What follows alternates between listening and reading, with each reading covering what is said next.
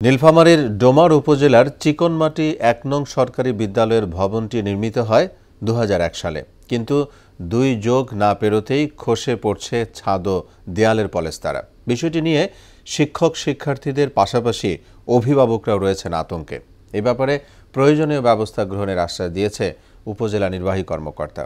ময়নুল হকের প্রতিবেদন, জানাচ্ছেন বুসরাত জাহান। নীলফামারীর ডোমার উপজেলার সরকারি প্রাথমিক বিদ্যালয়টি নির্মিত হয় ২০০১ সালে, কিন্তু ভবনটি নির্মিত হওয়ার কয়েক বছরের মধ্যে খসে পড়ছে ছাদের খোয়া ও পলেস্তারা।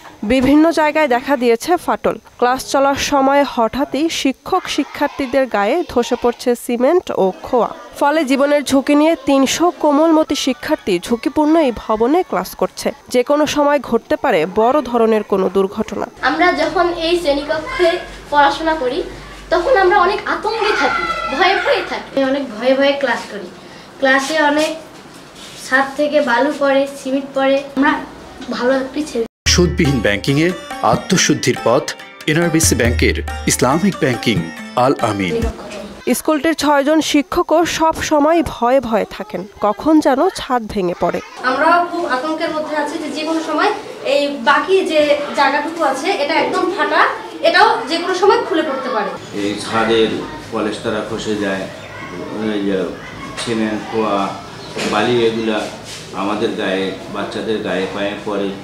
এই অনেক ঝুঁকির মধ্যে আমরা ক্লাস করি।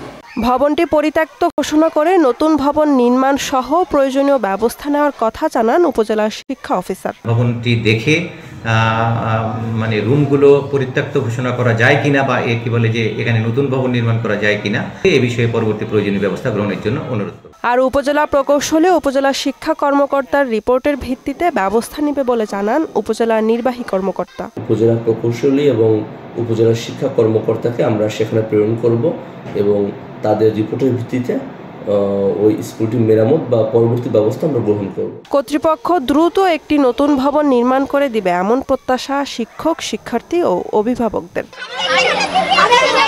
বুসরাত জাহান, মোহনা সংবাদ।